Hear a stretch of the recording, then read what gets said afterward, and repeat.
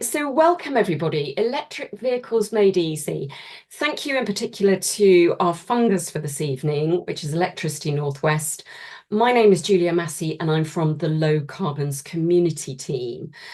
For those of you who may not know anything about Cumbria Action for Sustainability, we're an award-winning climate change charity, and we work with a lot of stakeholders across the county with a vision to help get Cumbria to net zero carbon by 2037.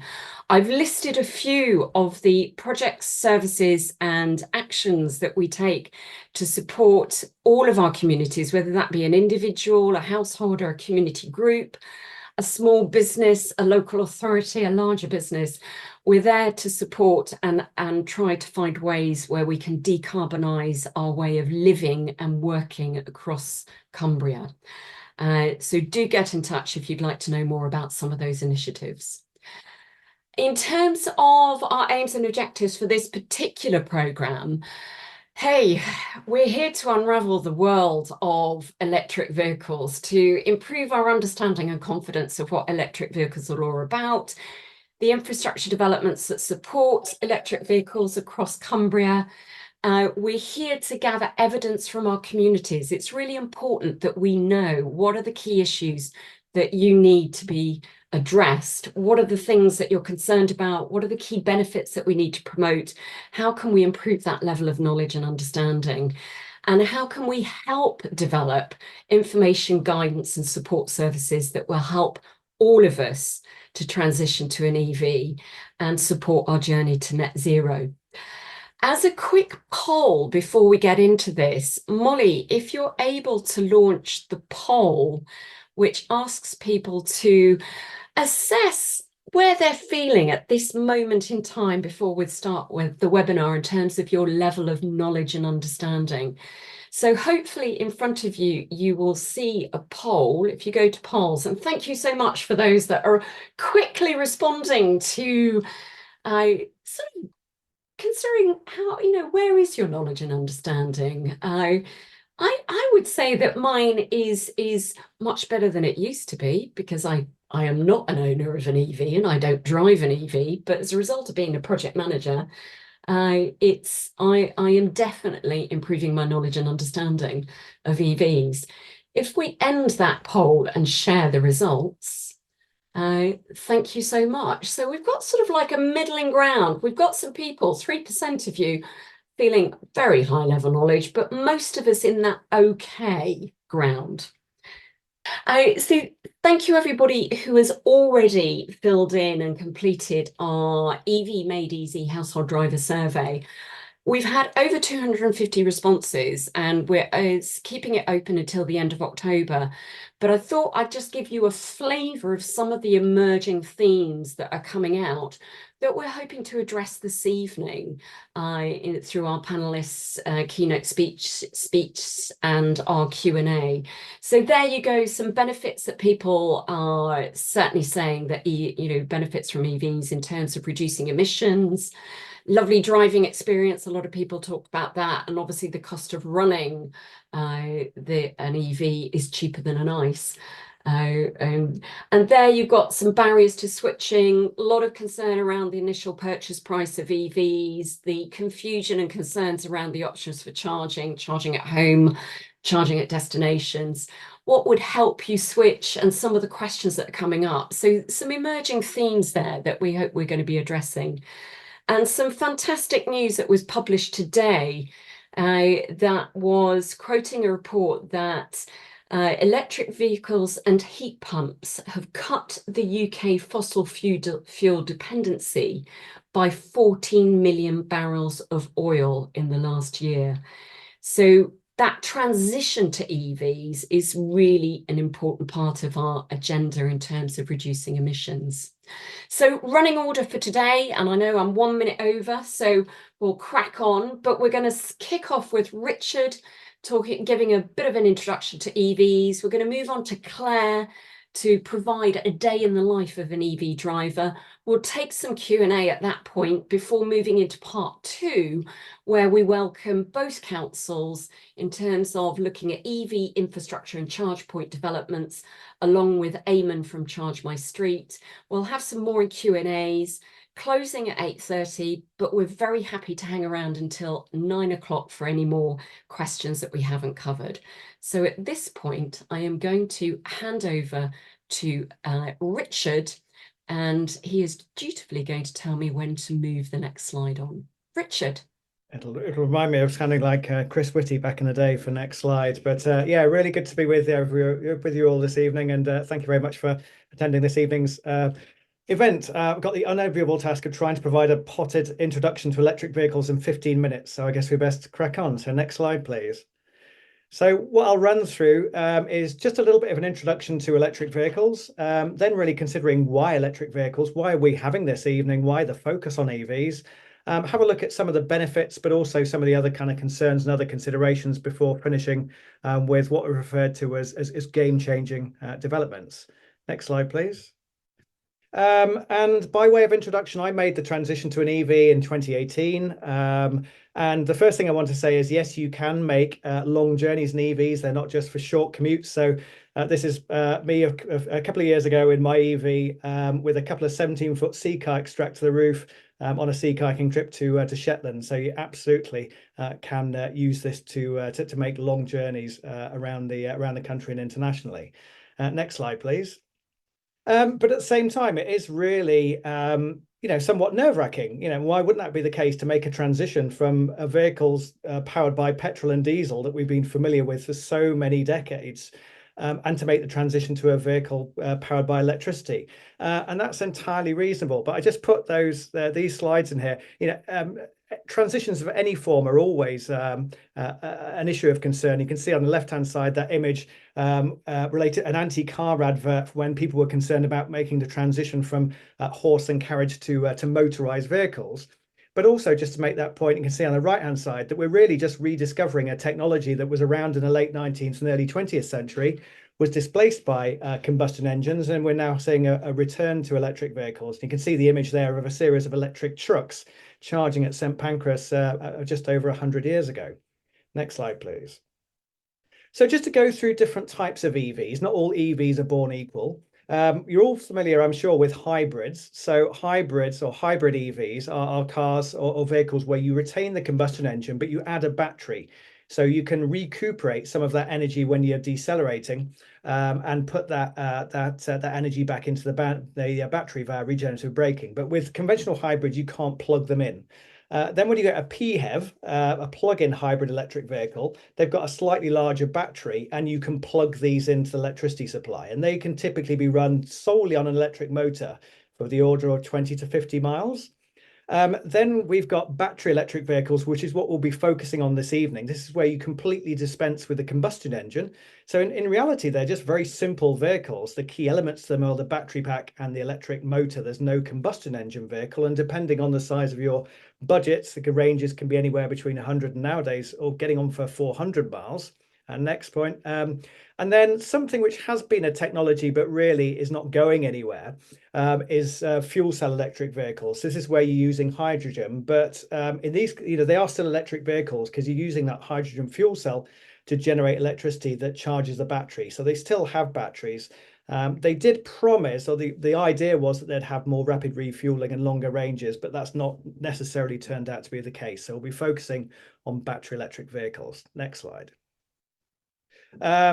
Right, so in terms of thinking about the number of vehicles that we have with plugs, then we can see this sort of big increase in the number of vehicles with plugs that can be plugged into an electricity supply.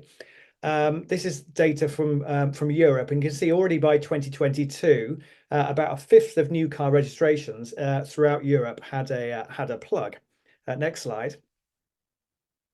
If we look from recently, and this is just data from the last month from the Society of Motor Manufacturers, then you can see that about 20% or so of all cars that were registered last month were battery electric vehicles, were vehicles with no combustion engines. So we are seeing, and that was a record monthly share. So we are continuing to kind of see that increase in the number of new car registrations that don't have combustion engines. Next slide, please. And I think an important thing, I would say probably over this year, really, I think we've probably reached a really important tipping point where we're starting to get to price parity, both within the terms of new cars, but in particular with in terms of sort of second-hand cars. And you can see on the right-hand side there, certainly if we end up thinking about some sort of second-hand cars, then as you get large numbers of cars from fleet markets that are coming onto the second-hand market, we can get situations where the actual EV version can be cheaper than the petrol or the diesel equivalent. Next slide. And yeah, and just doing a bit of digging before the talk, you know, if we end up looking at a comparable Volkswagen Golf and a new Kia EV3, which is coming out in a few months' time, you can see that the sort of like the price, the new purchase prices of these cars are, you know, are pretty similar. So, you know, this year I think we're getting to that stage where, in terms of the upfront purchase price, you know, we're reaching that degree of price parity. Next slide, please. So, why the need for change? Why are we talking about the electrification of transport? Next slide, please. Well, you know, as David Mackay said in 2009, the climate problem is mostly an energy problem. And when we look at the how we use the energy, about 16% of, you know, a lot of that energy is used for travel and transportation. And about, as a consequence of that, about 16% or so of all total greenhouse gas emissions relate to transport, and with the majority of that being related to road transport. And as of 2021, almost all of that energy was provided from oil, as Julia alluded to at the outset. And if we look at UK emissions, we can see that we've made great progress in terms of decarbonising our power sector and our electricity supply. But you can see that transport has flatlined to the extent, and this is just emissions from the UK. This is primarily road transport. You can see that transport sector is now the single largest source of carbon emissions in UK society. Next slide. And if we go a bit more granular and we look at Cumbria, you know, obviously there's a zero carbon Cumbria project at the moment. The same thing applies. If we look at the carbon footprint or the carbon emissions related to activity in Cumbria, then clearly there's a need for, you know, relatively you know, dispersed sort of communities, that need for travel. As a consequence of that, again, travel is the single largest source of carbon emissions within the county. Next slide.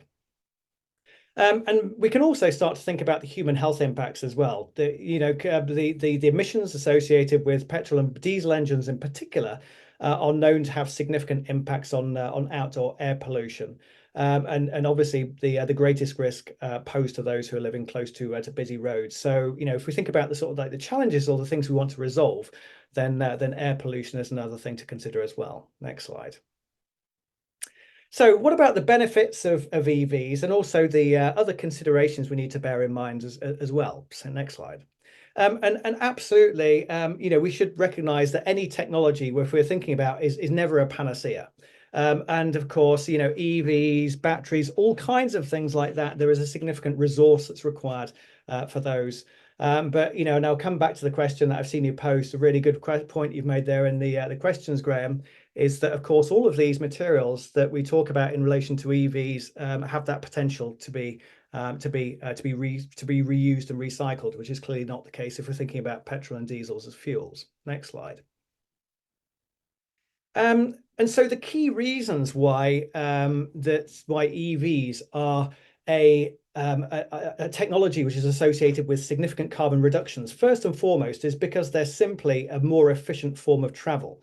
If we end up looking at you know, motors are extremely good at kind of converting the energy that's put into them, in this case in terms of electricity, and converting that into motive power with very little waste here. You can see, you know, 95% efficiency of an electrical motor. Compare that to a combustion engine. You know, a combustion engine vehicle, typically about sort of you know, of the order of 75 to 85% of the energy within that fuel is wasted, and only on average about 20% of that energy within the fuel is actually kind of converted into to forward motion.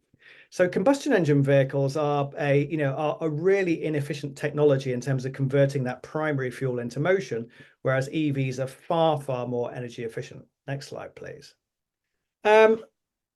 And so with EVs being really efficient, this is key to their, this is the first thing which is key to their cost and carbon savings. So I used to have a Skoda Fabia, not exactly a hot hatch. I had an average economy of about 45 miles to the gallon. So if we look at the petrol cost at the time being of the order of about £1.39 per litre, I was spending just shy of £3,000 a year on fuel. And if I use the UK government's greenhouse gas conversion factors, that's just over 5.5 tonnes of carbon dioxide equivalent in terms of emissions. And so hopefully the next click. If we end up looking at the amount of energy that was used within the EV I've got, there's much less energy that's being used. But the key thing is that they're basically about sort of 3 to 4 times as energy efficient. And then if there's and we can talk about this in detail later on. I've got off-street parking. We'll get on to talking about time of use tariffs. I can charge overnight at about 7p per kilowatt hour. So the total cost is less than £500. So there's a saving of about £2,500 a year in terms of fuel costs, and you can see there's a saving of over 4 tonnes in terms of carbon dioxide equivalent as well. We can start to also think about lower servicing and maintenance costs. No road tax, at least until next. Road tax will come in for EVs next April, and batteries are typically guaranteed for about 100,000 miles or so. Again, something we can talk about a little bit later. Next slide. So a common sort of query is whether it's actually better environmentally to keep hold of your petrol and diesel car and run that into a ground. But because of the energy efficiency of EVs, coupled with the fact that we have now a really low carbon and green grid, last year I think over 60% of our electricity came from renewables. You can see that bump in the red lines. There is an additional amount of carbon or embedded carbon that's associated with the manufacture of the batteries. But because the amount of carbon that's emitted during the use phase of the vehicle is so much lower, then that break-even point is of the order of about 20 to 32,000 miles here of its usage. So after that time, then you're in a situation where you're making savings from that point onwards. Next slide, please. And many people will be talking about this later on, but in terms of where to charge, which is a key area of interest. Next click, please. If you have a driveway, then it's really, really straightforward. If you've got off-street parking, then you can be charging even at peak rate now. You'd be sort of 24p per kilowatt hour, and time of use tariffs means you can charge for considerably less than that. And I know that Eamon will be talking later on about the possibilities, or maybe many others, about the prospects of on-street parking if you haven't got off-street parking. Next click, please. Of course, there might be the opportunity. Certainly, I sort of commute back and forth down to Stoke-on-Trent, and in Stoke, I haven't got off-street parking, but I have got charging at work. So there might be opportunities where you've got that ability to charge at work, which can be another place where cars spend a lot of their time sat around. Next slide, please. Next click. But then when you're making longer journeys, you'll tend to use the rapid charging public network. These are higher power chargers, typically charging anywhere between sort of 15-45 minutes or so. And these typically use sort of contactless payment cards, but these are more expensive, anywhere between 35 and 90p per kilowatt hour. But there are ways in which you can reduce the costs, which again, we can come back to in discussion. Next click, please. Some really great resources online, which I know will be shared with you if you're interested in making that transition. Some good beginners guides from electrifying.com, and also in terms of a lot of myths going around, a lot of fear, uncertainty, and doubt related to EV. So there's a really good Carbon Brief fact check article, excuse me, which is where one of the slides came from previously. So that'll be something that you can have a look at, after tonight's event. Next click, please. So just to finish off by talking about some really exciting game-changing developments. Next click, please. I think the really exciting thing is now that opportunity for you to kind of be able to connect an electric vehicle to your home energy system. So anyone who has or is thinking about getting solar PV, now you're in a situation where you can use that solar PV to charge your car. So there's a number of chargers available. I've got a My Energy Zappy. So this provides, the tagline for that is you can charge your EV with your PV. So I've done about, almost 6,000 miles in my EV have been charged, have been basically powered by surplus solar from the home, and there's no greener way to travel than that. Well, in terms of if we're looking at personal transport, I should hasten to add. Next clip, please. And we've already alluded this to already, but as we transition to more and more renewables, and we've got more intermittent supply, then what we need to do is we need to make sure we have flexible demand, and EVs and heat pumps provide flexible demand. So there's already a lot of time of use tariffs which provide you with cheaper charging overnight. This is a price signal to try and encourage people to use energy overnight when there are typically significant surpluses, and because there is typically more in the way of renewables that are being used, it's actually got a lower carbon intensity.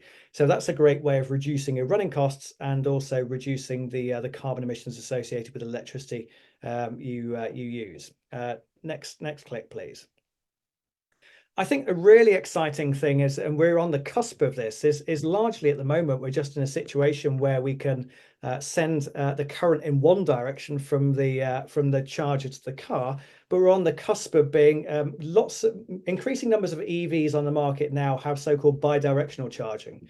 You can charge the car, but you also then discharge the car back into your home. So the opportunity to use these as virtual power plants, or certainly within a local area where we can be concerned by things like power cuts, they're very infrequent, but in those kind of situations, that prospect of continuing to run your house even in a power cut off your car, all kinds of exciting opportunities there, and I think we're really on the cusp of that developing. Next slide, please.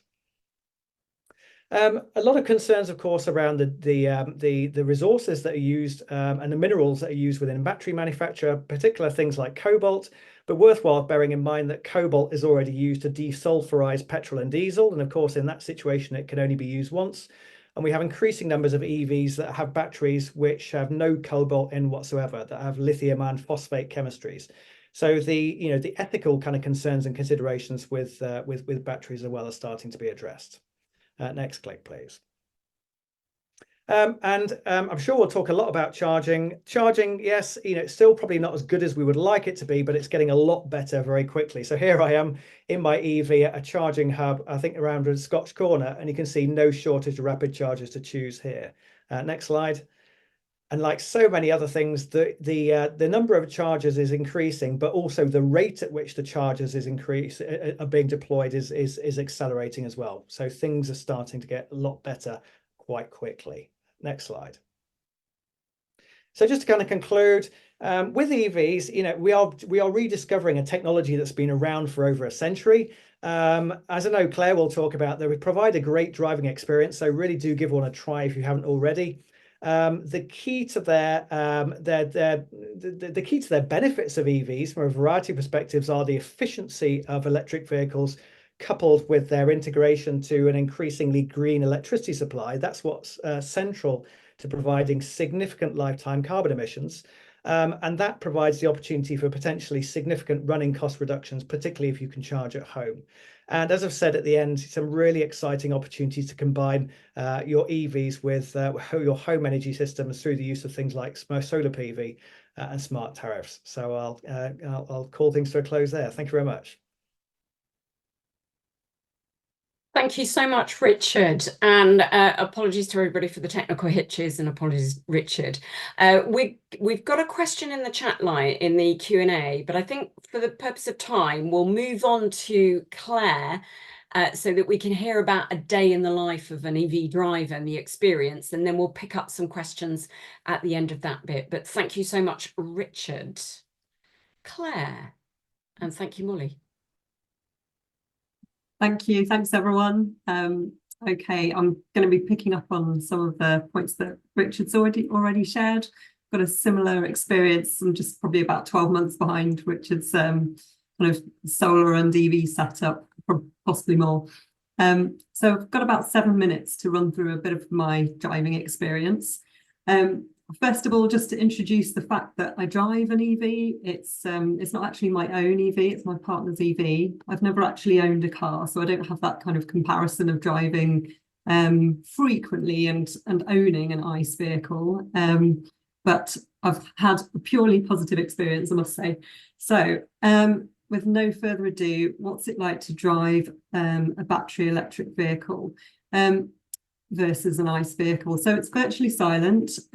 This is good in terms of lack of particle emissions. So it's good from a health perspective, and obviously good from an emissions reduction perspective. Just got to think about people, vulnerable people, children, people on bicycles who maybe can't hear you. You will have a bit of a noise coming from your EV. Oh, sorry. Previous slide, please. Thank you, Molly. But it's still quite a quiet noise that's added, so it's just something extra to think about. You basically, it's a lot like driving an automatic internal combustion engine car. Except that it's actually even easier, because you really only have two pedals, and when you decelerate, the car slows down for you. So you actually the brake happens for you simply by not accelerating. So it's very, very good for like urban driving and sort of town centre driving, lots of roundabouts and traffic lights. Brilliant from that point of view. You just need to sort of switch your mind from thinking, okay, how many miles can I get for my fuel, to how many miles can I get for my kilowatt hour?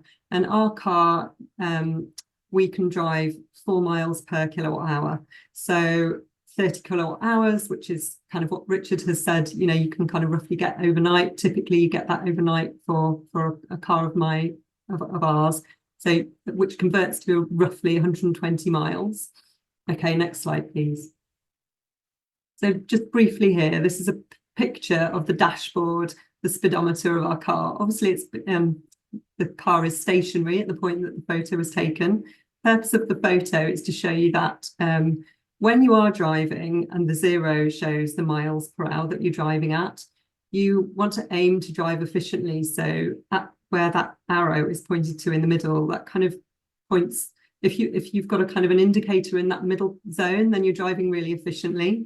If you're going downhill and you're not using the accelerator pedal too much, then you're actually going to be regenerating the car with more energy. So you can find that you get in that bottom right-hand corner where it says 163 miles, that's kind of the range that's predicted to be left of the battery for your drive. You might find that it goes up. So that's quite nice. Next slide, please. Okay, so introducing our current car. This is the second car that we've had that's an electric vehicle. I say we, I'm driving it, I don't own it, but I do look after it quite a lot. So it's a BMW electric i3, and it was built in 2020.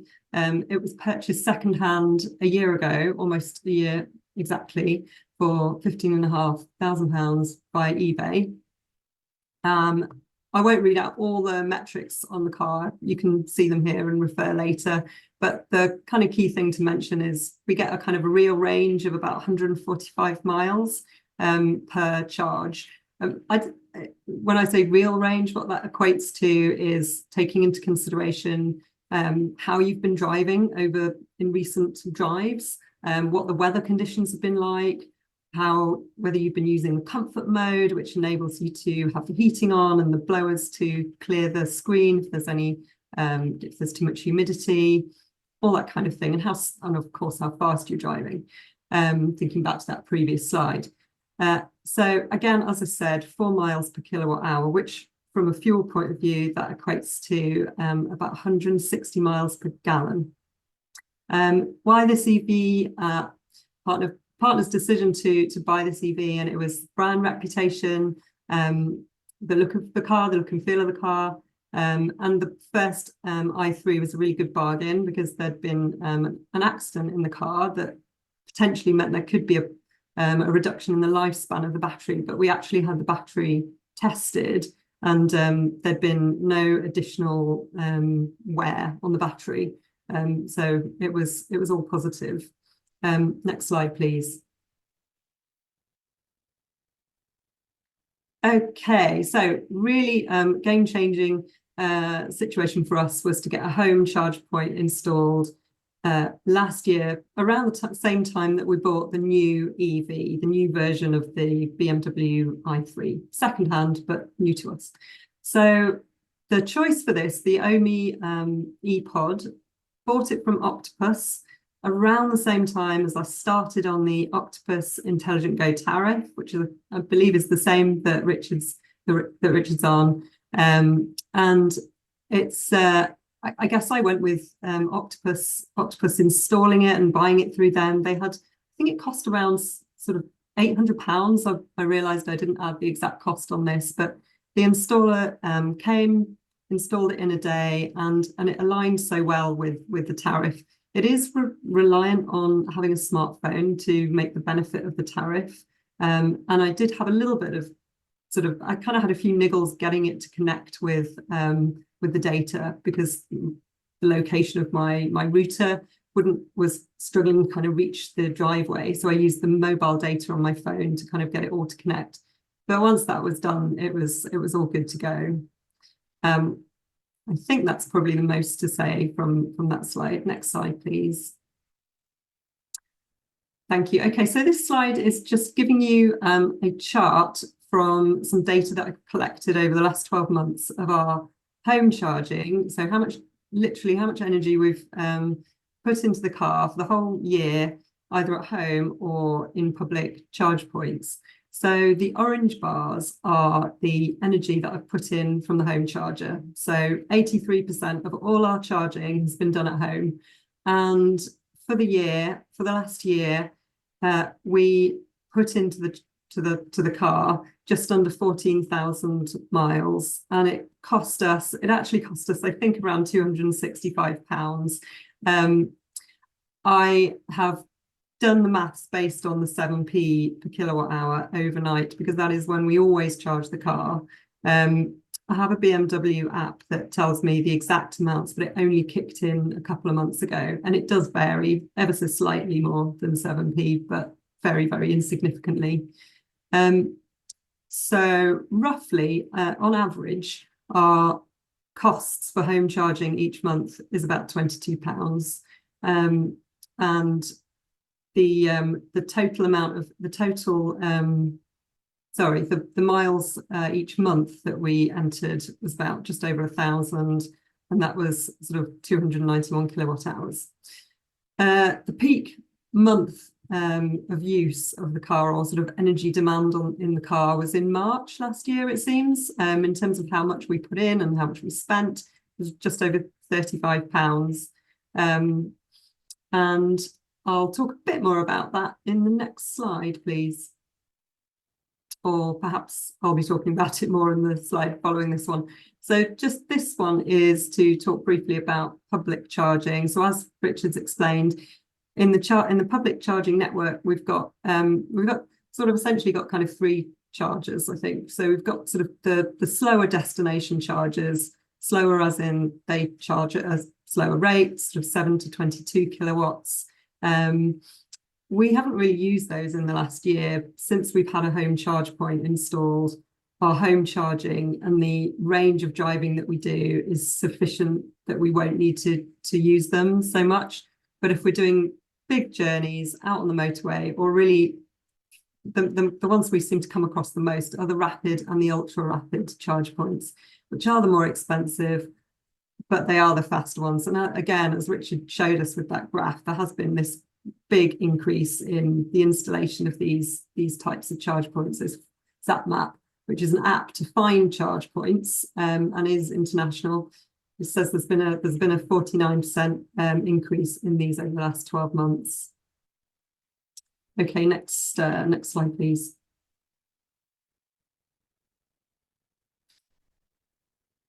Thank you. So this is just a bit of a sample of some of the charge costs that we paid on some of the public chargers that we used. So there's 6 examples here from December last year up until August this year.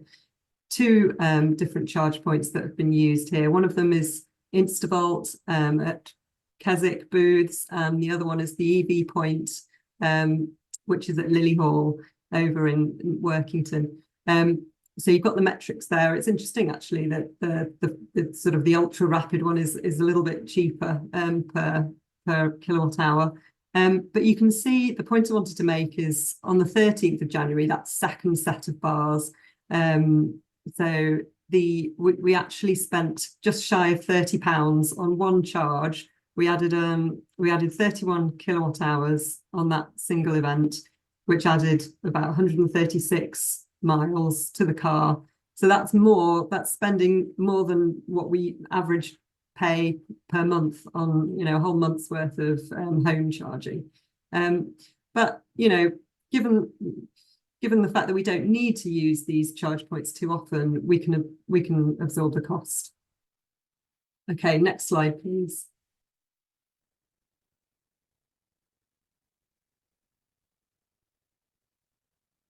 And here we are at the end already. I hope I've filled the 7 minutes and not too much more. I think I've found it a really positive experience driving an EV. I can't claim to be the most sort of confident and experienced driver because I've not had my own car and I've not needed to drive when I've lived in a city.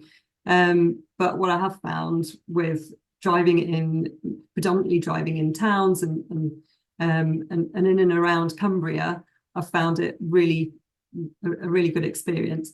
I think it's not only are the running costs a lot cheaper, and it's only going to become more competitive with electrification set to ramp up, and that it's the only sort of direction we can possibly go in.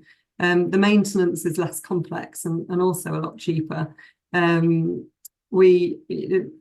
sort of the most common point of failure, most common point of failure can be sort of wear on the tires from the extra weight of the battery, and we have experienced that, but that's been the only issue that's come up, and it's been really easy to rectify.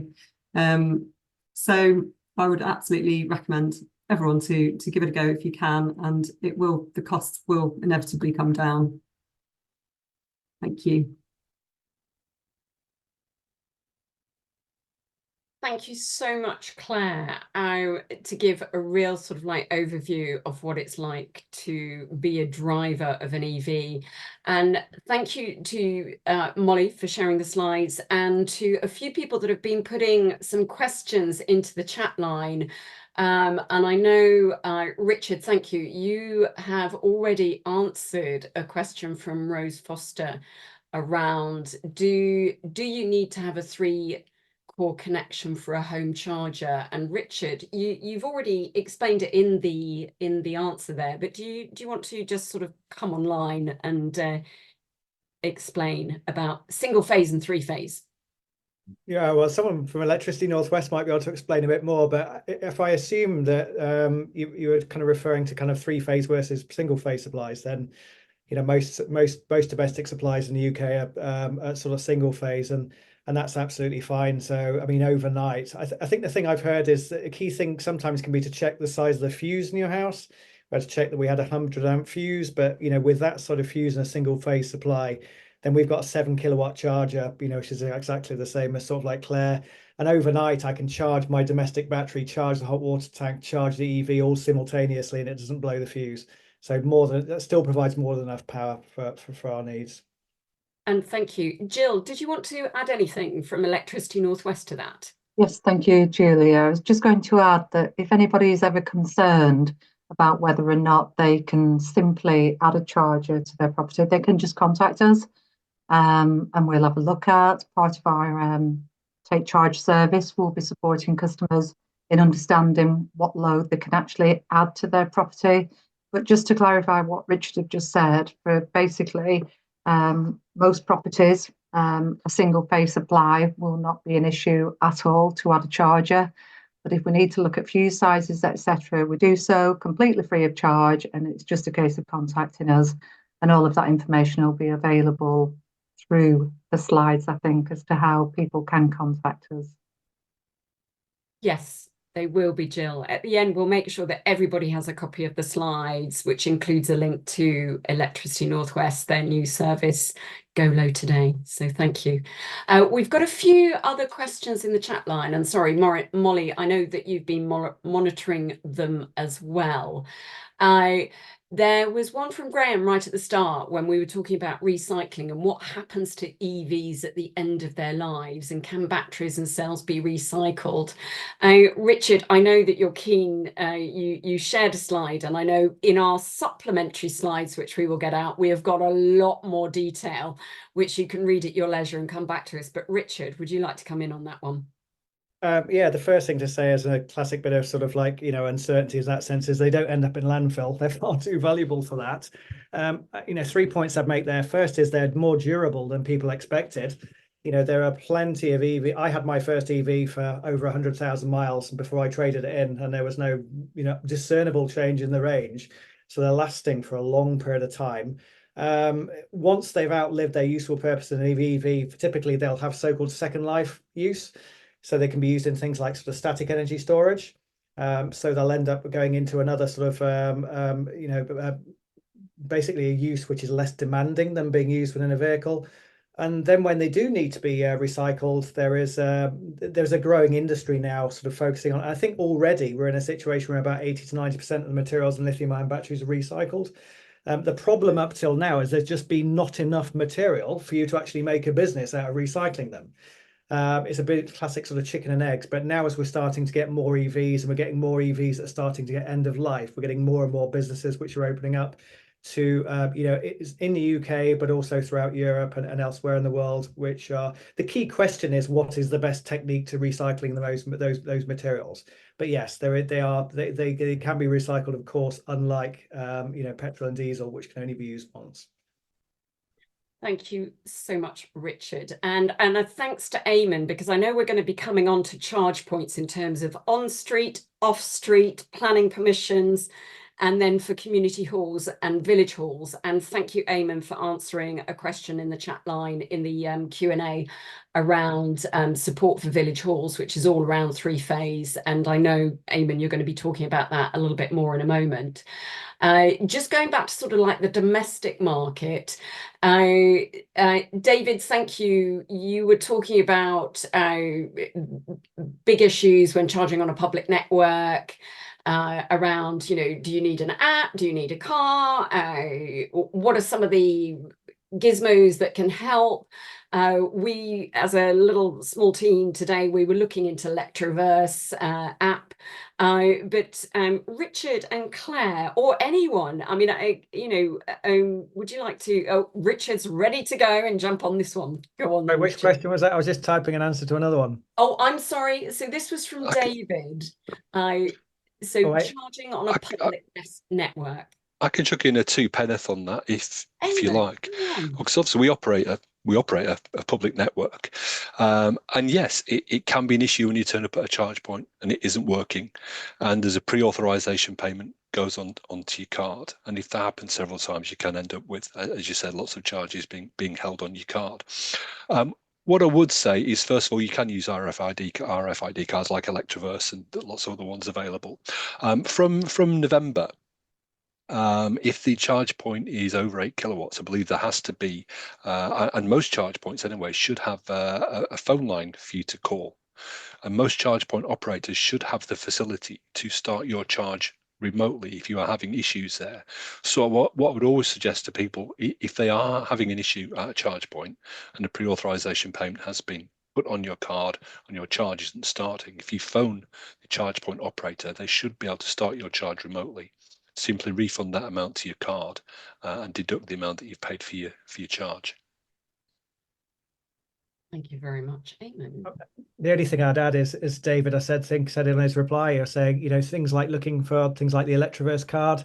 There's various cards that can make your life a lot easier, where you can end up using that to, you've got a single card, and then you can access, I think about 10 different charge point providers you can access with one card. And then that sort of that fee just goes sort of directly to your energy bill. So yeah, that can be a really convenient way of paying for charges. Thank you both to Eamon and to Richard. Thank you to James from Westmorland and Furness, because I know you've been answering a question in the Q&A, and I know that you're going to be coming on to whether you can have home charging or not. And we know from, there's a statistic that James has shared with me, but some evidence to tell us that every 3 in 10 households across Cumbria do not have access to a driveway and the potential to have off-street parking. So I know James and Ellie are going to be talking about some of the developments in terms of infrastructure. So why don't we come back to that one? We've had a question around, sorry, and Molly, I know we said we would share these, but suddenly realised I've started doing all the talking. I do apologise. How much will road tax for an EV be next year? Oh gosh, wait for the budget in, what is it, 9 days' time. To be honest, I don't know whether that's actually been confirmed or declared. Does anybody in the room know whether it's actually been confirmed? It said the government was saying that the nil road tax for EVs would be taken away next April 2025, but we do have a budget coming up in less than 10 days' time, and I would say we need to wait to see if there is any further confirmation on that. Let me just go an answer in the chat. I mean, I can say I got the letter, but I don't remember the letter providing a figure. No. I found some guidance online that I can share. It's from government, and it says how the changes will affect your vehicle. We can share that afterwards. There, I can pop that in the chat. That would be lovely. Thank you very much. Somebody has asked, can you have 2 chargers at home charging at the same time? So we've talked about single phase 7 kilowatts, but can you have 2 chargers at home charging at the same time? I am now looking for some guidance from potentially Electricity North West from point of view of charging. But I could chip in and say, you know, I guess, I mean, in theory, you know, if you think you've got a 100 amp fuse and you've got a 240 volt supply, you know, in theory, you could pull 24 kilowatts for, you know, if you wouldn't want to kind of push things sort of that sort of close. But, you know, I think anytime you've got those sort of big loads in, you know, because think about, there might be other things that you have within your house that are sort of like pulling loads as well. As I say, I can say that certainly for myself, I get up to sort of 16 quite regularly in the course of the winter, when overnight I'm basically pulling power into my domestic battery through the EV charger and into the hot water tank to maximize the value of that 7p overnight kilowatt, you know, 7p per kilowatt hour overnight tariff. So that gives a little bit of a sense, and that's been no issue on our sort of single phase supply. But I imagine that if you're having sort of multiple chargers, then probably there would need to be someone to kind of like look at the you know, the loads you're potentially putting on. It is. I would say the same, Richard, that again, it is overall load capacity that we'd be looking at. And again, you know, if a customer has got an idea of what it is that they want to use and they'll share that with us, we could run that through with them to see whether or not their incoming service would be able to carry that extra capacity. And a lot of it depends on when you're going to be charging. So if you're going to be charging when you're not using other items in the property, it's probably a yes. If you're going to be charging at peak times when you're using lots of other, you know, we need to sort of consider that diversity as well. So a bit of a broad question, really, that there isn't a simple answer other than the capacity will take it if the size of it, of the two combined, fits into a single phase supply, which I would imagine that in most instances for chargers it will do. Thank you so much. And thank you to our panel who are busy writing away. And we will make sure that we download all of these questions and the answers and make sure that we get these out to you all. I'm going to move us on for a moment because we've got the pleasure of having not only James from Westmorland and Furness Council, Ellie Hill from Cumberland Council, and Eamon Hennessy from Charge My Street. And you've got a 5-minute spotlight, each of you, to talk about the developments that you're involved with in terms of infrastructure, charge points, planning, what you guys are up to, because people are itching to know. And I know that you are heavily in consultation, making decisions, and fortunate to be recipients of government funding as well. So I'm going to hand over first and foremost to James for your 5 minutes of fame. James. Classic unmute. Hi everyone. I'm James Hume from Westmorland and Furness. I'm the EV program lead here. We've got a small team of 3 of us now, completely dedicated to the rollout of EV charge points. The team was set up a bit earlier this year, and it's really allowed the council to kind of have some dedicated resource for the first time, completely dedicated to improving the EV infrastructure in Westmorland and Furness, because we know that there's a increasing demand, more and more people are transitioning to electric vehicles, which is what obviously we all want. But we know that particularly for those people without driveways, that 30%, like Julie said, they're the people that need that support really to make that transition, as well as supporting all those people who visit our area, to make sure that they can also fuel their vehicles when they're travelling around Westmorland and Furness and Cumbria in general.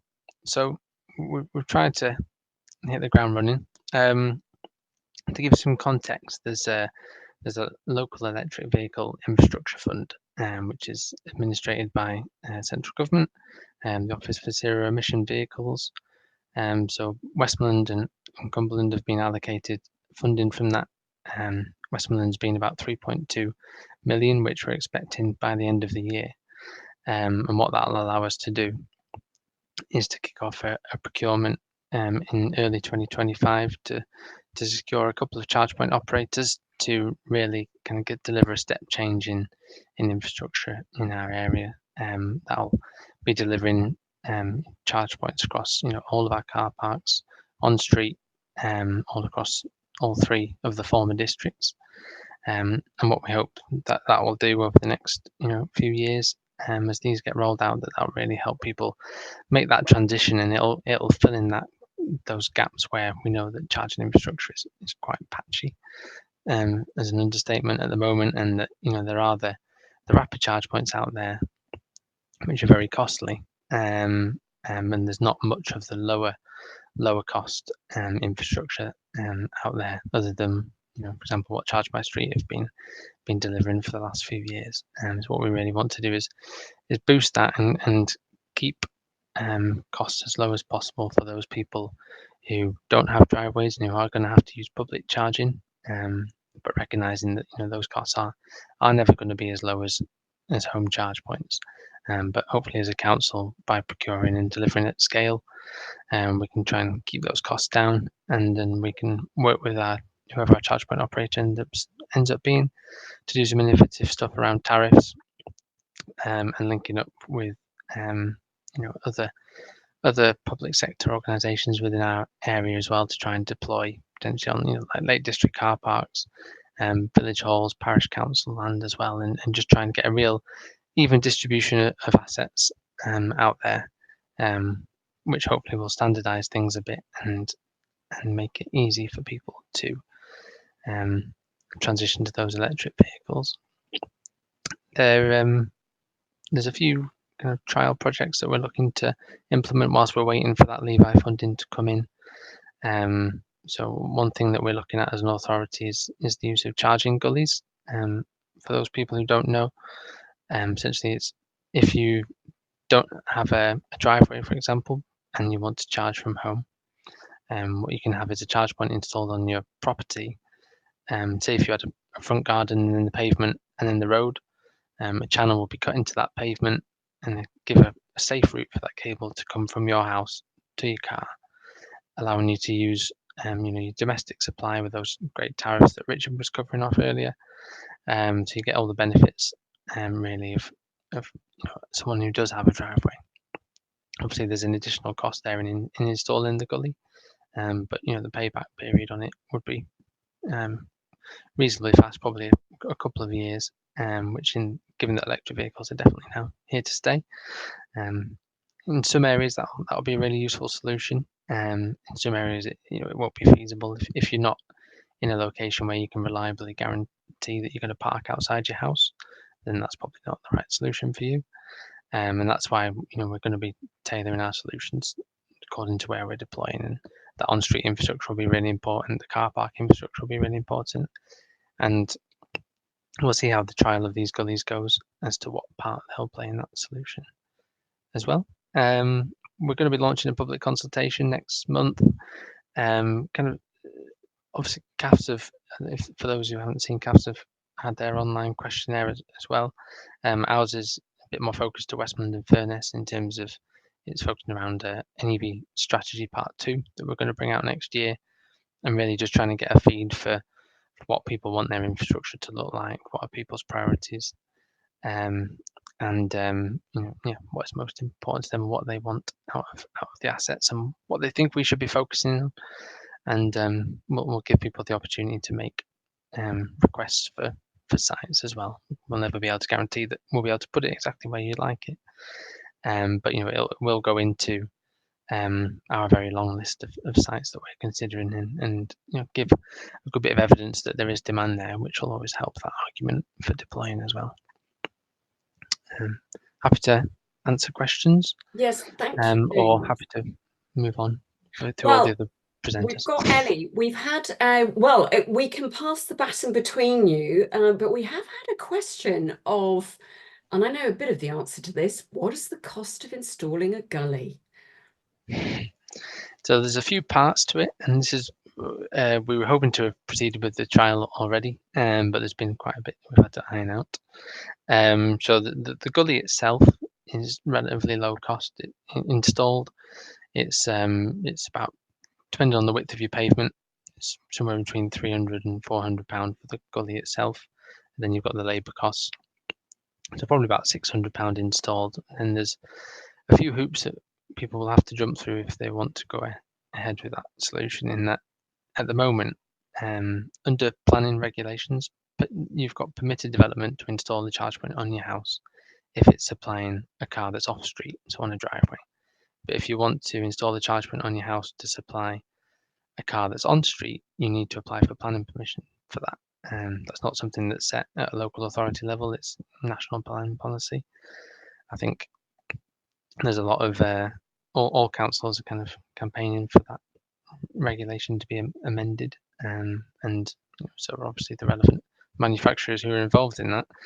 But national planning policy is a slow moving topic, and the government are quite busy by the looks of it with all the other things that they're working on, especially with the budget coming up. So I don't expect that to change anytime quickly. So plan permission will be one jump that people have to go through, and then we'll also require people to apply for a Section 50 highways permit, which would essentially allow us to, that'll be the route that people apply to the council, and we would consider whether that location is feasible from the perspective of having that gully installed in that highways asset, essentially. And that we're working out the costs of what those two license and planning application costs will be, given that they're relatively minor pieces of work compared to what sometimes these licenses are used for. So we will work to keep the costs down as much as we can. And thank you, James. What we will make sure, it's a frequently asked question, and we are developing a set of FAQs, and we're seeking to set that out logically and sensibly. And we will make sure that you have access to some of the government grants that are available to support the installation of home chargers off street and on street, which is around £350. But I'm going to hand over to Ellie. Ellie, in your new job at Cumberland. Hi, yes. I haven't got too much more to say from what James has said because he's quite nicely covered a lot of the things that we're also up to because yeah, we're working on the same funds that Westmorland are working on and looking at the same kind of schemes and ideas. We've only been in post in my team. There's 2 of us at the minute and another lady starting in 2 weeks' time, but we've only been in post a couple of weeks. So we're a little bit behind Westmorland at the moment. But we're currently mainly focusing on the Levi deadline, which is next month. And then we're looking at hopefully starting some of the similar things with the trials, either of gullies and of some smaller projects in the meantime. But yeah, I think James covered pretty much everything quite nicely. So, and that's mainly because the reason we're doing so well is because Ellie was with us for the last 6 months. So that's certainly helpful. And thank you so much, because it has been a pleasure working with both of you, because you've worked together, you've got the same vision that you want to support us with for Cumbria. And I know what we will do in the FAQs is make sure that you've got links to the appropriate planning teams that you might need to speak to. And before I answer or get somebody to talk about gravel areas outside their property, Eamon, Charge My Street, do tell us what you have been doing. Charge My Street in 5 minutes is quite a challenge, and I'd like to start off with lots of questions for James, but I will actually have an opportunity to grill him tomorrow on a couple of things. So Charge My Street, some of you will have heard of Charge My Street. We're a community-led enterprise. Our aim is increasing the adoption of electric vehicles by providing accessible charging infrastructure, especially in underserved and rural areas. We were established in 2018, and our mission is simply to install EV charging points within a 5-minute walk of every household, particularly in areas where commercial operators may not invest due to lower profitability. The government is allegedly committed to reducing carbon emissions, and the transition to electric vehicles is accelerating fast. But with that acceleration, there comes an enormous challenge. We're going to need somewhere between 250,000 and 650,000 new charge points by 2035 to meet the growing demand on EVs. And there's a big difference in those numbers, because some people will, of course, install home chargers, and there will be other options available, but we don't know the precise figures on that. But that's a massive leap from where we are today, with the current infrastructure still lacking in lots of areas. And one of the biggest issues we face is an urban-rural divide. There's an unequal distribution of electric vehicle chargers. Urban areas are well on their way. There's investment flooding in to cities and high demand locations. Those ones that are going to make those big companies a few pounds are starting to get quite well served. But rural regions and smaller communities are often overlooked in many areas of infrastructure. 5G, broadband, public transport, and EV infrastructure is another one, and that creates a bit of a gap in the market when it comes to charging. Rural areas have fewer charge points per capita, leaving EV owners struggling to find somewhere accessible and reliable to charge your vehicles. And for those communities, that shift to electric cars becomes less convenient and impossible in some cases. And that's where Charge My Street comes in. We're a community-driven initiative. We focus on bringing infrastructure to lower demand areas, places that might not attract large commercial investments, but still need EV chargers. And community-owned charge points play a critical role in that, in ensuring equitable access across our area, particularly in regions where market-driven solutions may fall short. And by building and managing charge points as a community resource, we're also empowering local residents to participate in that shift towards greener transportation, and that helps individual EV owners, but also contributes to the decarbonising of transport in general. So we are funded in the main. We try to be funded by community share offers, where residents can invest in particular charge points, and when they invest in Charge My Street, they gain voting rights, potential for tax relief, and certain financial returns. And that model allows us to install in urban areas that can make us quite a bit of money, but that also in turn runs the rural areas, which may be lower yield, but there is still that demand in those areas. We work with local councils, we work with businesses, work with other social enterprises, and we've grown from 2 charge points in 2018 to over 200 now, primarily in Cumbria and North Lancashire, but dotted around the country as well. And we offer a full charge point operator system. So we do everything from the feasibility studies to the installation, to the billing, to the maintenance, and the customer support for our charge points. But we do kind of really concentrate on those rural areas and those areas where there's no off-street parking. We're involved in some really innovative projects as well. Richard mentioned something earlier on, which we're working on at the moment, which is V2X technology. We're the only charge point operator in the country at the moment with an active project in this area, and that involves EVs not just drawing power from the grid, but also sending electricity back, turning your car into a mobile energy storage unit, into a mobile battery, if you will, that supports vehicle to building and vehicle to grid systems. So, for instance, during a power outage, EVs can provide backup power to buildings like community centres, so people can charge their phones, make themselves some soup, keep themselves warm. And we're actually demonstrating that technology at Alston Gym on November 20th. Quick plug there if anybody wants to come along and have a look at how that all works. We've recently installed that, and that'll be ready there for everyone to come and have a look at. So that not just allows people to charge their cars, but it boosts local energy resilience, particularly during emergencies. And there are lots of other case studies and use cases that we're using that technology for.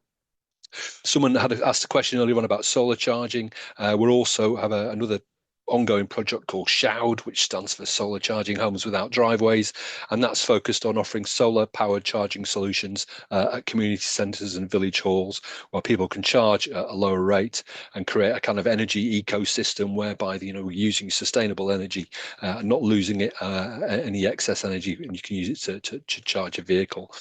We've got that in several places at the moment, with many more being rolled out. You can use it at Lancaster Boys and Girls Club, not in Cumbria, apologies, and Victory Hall in Broughton, just to name a couple.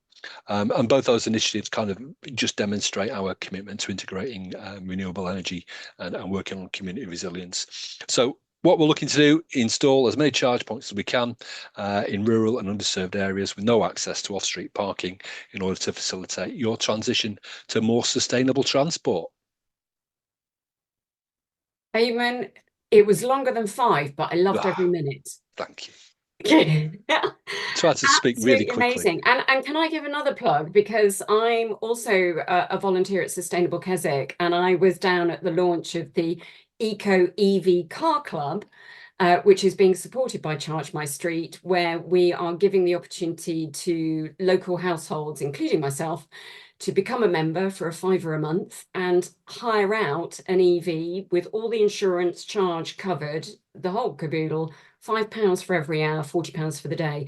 And we have already inducted, well, I can't take any credit, but we've already inducted 3 or 4 people, not me personally, but Angela Wakefield.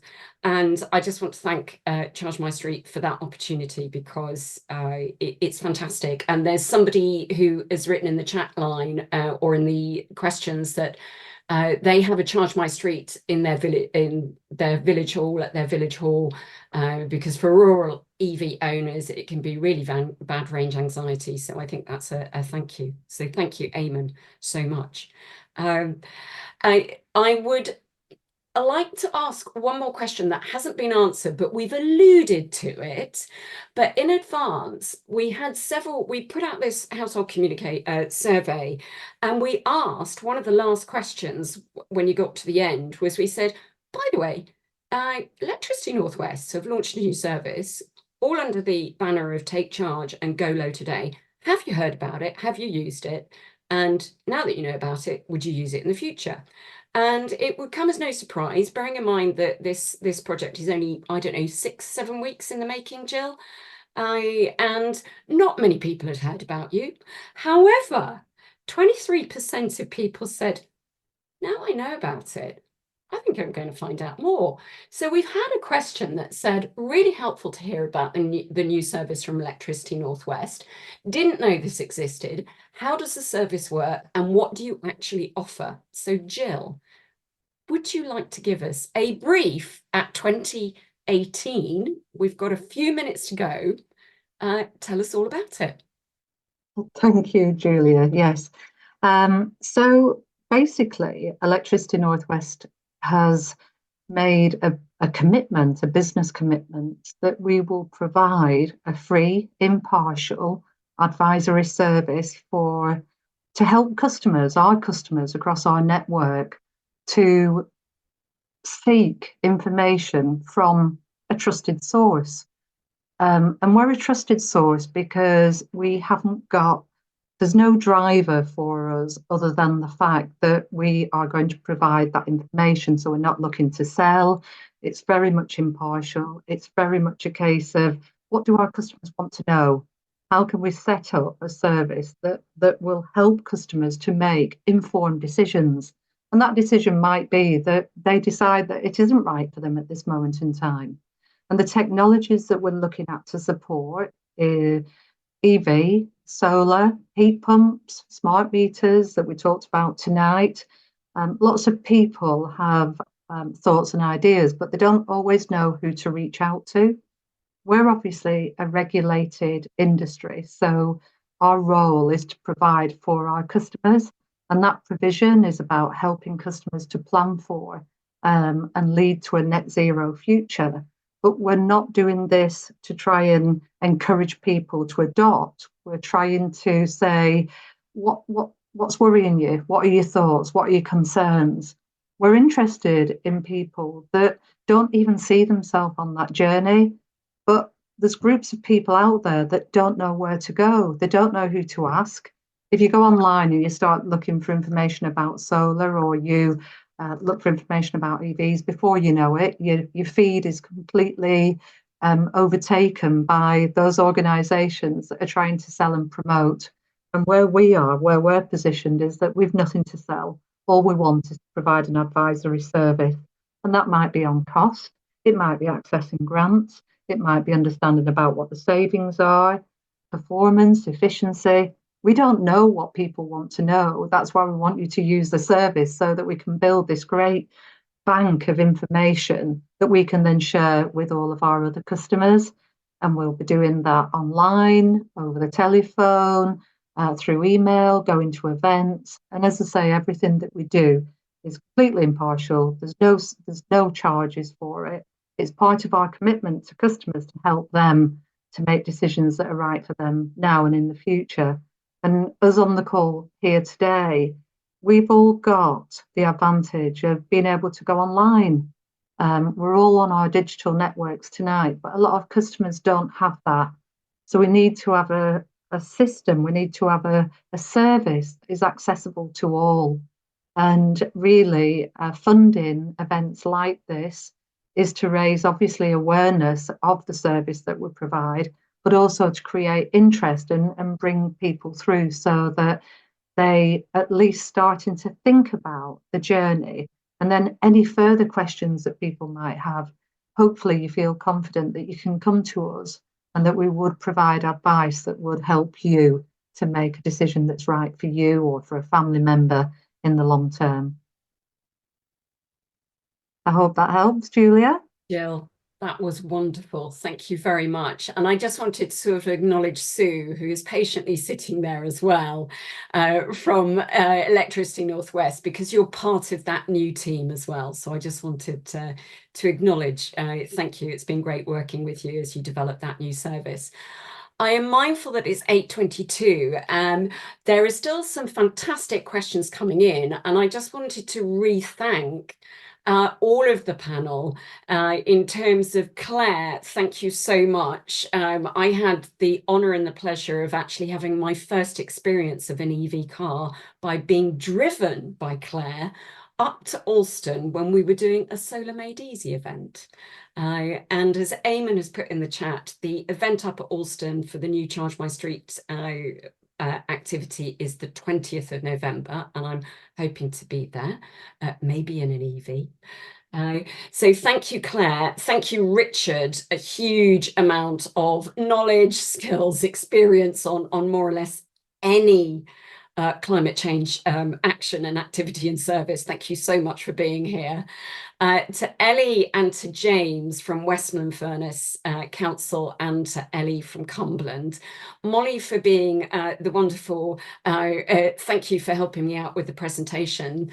If you haven't completed the household survey, please do share with other friends and family so we can get a good overview of what's going on in Cumbria. Molly, have I missed any burning questions that we were asked in advance that we haven't answered? One question from a trustee of a local village hall asking about what support there was.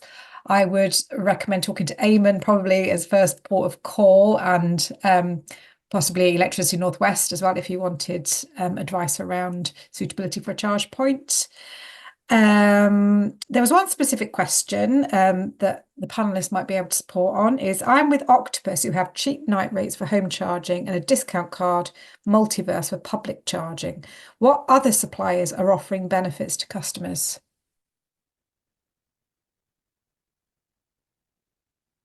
Anybody know of any other good suppliers? I mean, Octopus is certainly the market leaders, that's for sure. Yeah. I mean, there are plenty. I just noticed this evening that British Gas are providing a low cost time of use tariff. I think it was about 7.5p, something along those lines. But you know, when it comes to, I mean, just as an example, we were talking about this before we came on the call yesterday, with Storm Ashley going through yesterday, and there was obviously being a significant amount of renewable generation. I mean, it's a bit of an aside, but one of the sort of classic other misinterpretations of things, if you like, is that, you know, on a windy day, people could sometimes see wind turbines not functioning, you know, stationary, and saying, oh, that's because they don't work because it's too windy. You know, it's nothing to do with that. It's just that there's not adequate demand for that power. So yesterday there was the announcement of an hour of free energy overnight, you know, so from Octopus. So suddenly you could just turn everything on. So I sort of like, you know, charge my EV, set the home battery to charge hot water to basically anything you wanted to do. You know, you could charge it up over that sort of time period, and that was free. It was like going to the petrol station and someone going, here you go, have a half gallon of fuel for nothing. And I was just looking just now, and you know, again, it's, you know, Octopus came up with the agile tariff, which tracks the market rate. Overnight tonight, it goes below zero, so it goes to -1p. Sometimes it can go to -5p. So you get strange things like negative pricing. So in situations where there's an overabundance of renewables, but not much demand, prices will go negative. So in those situations, and these are becoming more and more frequent as we get more and more renewables on the, you know, providing our energy, you're in that bizarre situation. You can charge your EV and get paid for it. You know, it's like going to the petrol station, filling your car up, and someone giving you 50 quid. You know, which is just a little bit of an insight in terms of the ways in which EV sort of integrate into these new energy futures, which I think is just incredibly exciting. Absolutely, thank you so much. Could I just add as well, for Yes, Jill. again, you know, on our Take Charge service, these are the sort of questions that we do get asked.